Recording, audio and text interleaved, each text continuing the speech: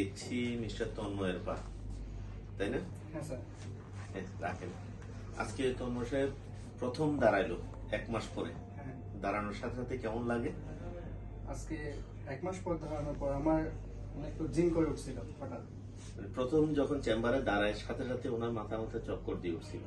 কারণ কি? কারণ আমি 1 মাস পায়ে ভর দিতে নিষেধ করেছি। হ্যাঁ স্যার। ওনার যেটা ছিল, ওনার ঈদের দিন অ্যাক্সিডেন্ট করে। হ্যাঁ অ্যাক্সিডেন্ট করার পরে আমরা পাই যে এসিএল, এমসিএল, সাথে হচ্ছে ল্যাটারাল মেনিসকাসের পোস্টেরিয়র রুটে কমপ্লেক্স টিয়ার। অর্থাৎ মেনিসকাস টিয়ার যেটা ছিল এটা একদম কমপ্লেক্স টিয়ার ছিল। আমরা পরবর্তীতে অপারেশন করি। অপারেশন করার সময় পার অপারেটিভ ফিল্ডে গিয়ে দেখি যে কি রুট রিপেয়ারটা এমন মাল্টি ডিরেকশনের রিপেয়ার, টিয়ার হয়ে গেছে, যে কারণে তাকে কোনোভাবেই কন্ট্রোলে আনা যাচ্ছিল না। পরবর্তীতে আমরা অল ইনসাইড মেথডে আমরা অল ইনসাইড অ্যাঙ্কর দিই, প্লাস আবার স্করপিয়ন, নি স্করপিয়ন আছে, নি স্করপিয়ন দিয়ে আমরা আগে কমপ্লেক্স টিয়ারগুলিকে সেলাই করি, সেলাই করে তারপর একটা স্টেবল অবস্থায় আনি। পরবর্তী এসিএল আর এমসিএল অনেক কষ্ট করা এবং অনেক সময়সাধ্য। আলটিমেটলি এই মেনিসকাস রিপেয়ারটাকে টিকানোর জন্য আমরা শুরু থেকেই পায়ে ভর দিতে দেয়নি, কিন্তু উনি রেগুলার ব্যায়াম করছেন। হ্যাঁ স্যার। ঠিক আছে, আপনার নির্দেশ অনুযায়ী মানে নিয়ম ব্যায়ামগুলি মেনে করছেন। চলছেন। আচ্ছা, ব্যায়াম করে ওনার রেঞ্জ কিন্তু বেশ ভালো আছে, কিন্তু দাঁড়াইতে নিষেধ করছি আমরা। এখন থেকে উনি ধীরে ধীরে উনি দাঁড়াবেন। ঠিক আছে, দাঁড়ায় হাঁটতে হবে। আচ্ছা বলেন তো দেখি, অপারেশনের আগে আপনার পায়ে কি কি সমস্যা ফিল করতেন? আমি যখন অ্যাক্সিডেন্টটা করছিলাম তখন আমি 2-3 দিন মানে মনে করছিলাম কিছু হয়নি। তখন আমি অন্য ডাক্তার দেখাই, মানে আমাকে ওষুধ দিয়েছিল, আমি ভাবে চলছে। তার পরবর্তী দেখছি আমার পা ফুলে যাচ্ছিল, আমি হাঁটতে পারতেছি না, মানে হাঁটার সময় লক হয়ে যাচ্ছে। তখন আমি চিন্তা ভাবনা করলাম মানে ভালো কিছু করব।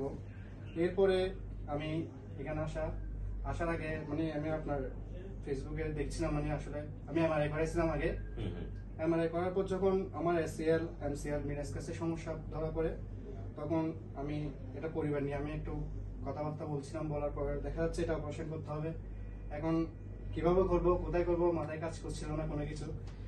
এখন এখন দেখা যায় যে কি একটা জিনিস, এই যে আলটিমেটলি না আমরা যে করি, দেখা যায় মেনিসকাস রিপেয়ারটা আসলে কষ্টসাধ্য এবং ব্যয়বহুল। তারপরেও আপনার যদ্দূর আইডিয়া দিছিলাম সেই পরিমাণ তো লাগে নাই মনে হয়। না স্যার। তারপর আমরা আইডিয়া দিতে কি করি, আইডিয়া দিতে একটু বেশিই দিই। কারণ মেনিসকাস রিপেয়ারের ক্ষেত্রে যদি আমরা অল ইনসাইড অ্যাঙ্কর বা স্করপিয়ন ইত্যাদি ইত্যাদি অনেক কিছু ব্যবহার করতে হয়, যা আসলে এক্স্যাক্টলি কত লাগবে, কতদূর লাগবে এটা বোঝা যায় না। যে কারণে আমরা বলি একটু বেশি প্রিপারেশন রাখেন, তারপর যা লাগে যেটা লাগে এটা দিয়ে করতে হয়। মেনিসকাস রিপেয়ারটা আসলে না করলে হয় না, সাথে কোলাটারাল লিগামেন্ট এটাও করতে হয়। সবকিছু করলে এখন কিন্তু ওনার ব্যালেন্স ঠিক আছে, পায়ের কোনো নড়চড় হয় না, আগে যে লক হয়ে যেত এটাও হয় না।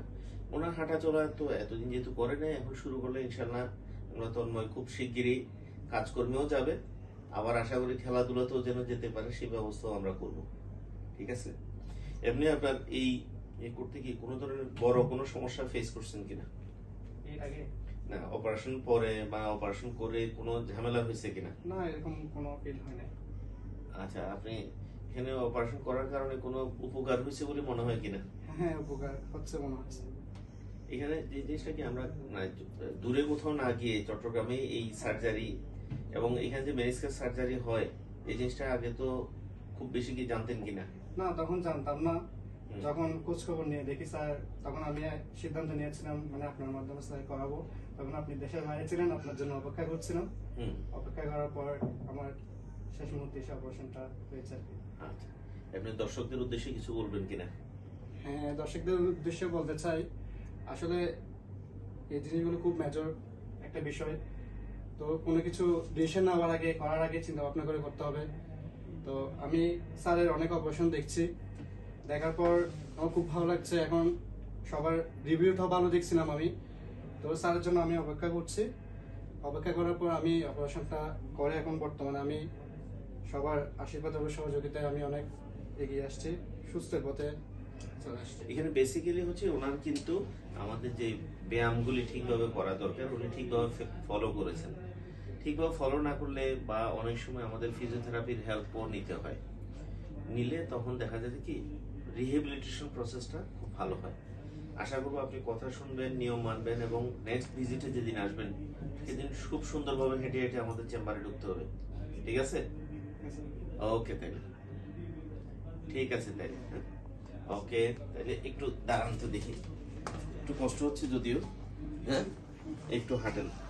এটা যদিও ওনার 1 মাস পরের অপারেশন পরের প্রথম হাঁটা, আজকে প্রথম দিনের মতো হাঁটতেছেন, কারণ এই 1 মাসের জন্য ওনার মেনিসকাসকে রেস্ট দেওয়ার জন্য আমরা হাঁটতে দেইনি। ওকে তাই, হ্যাঁ।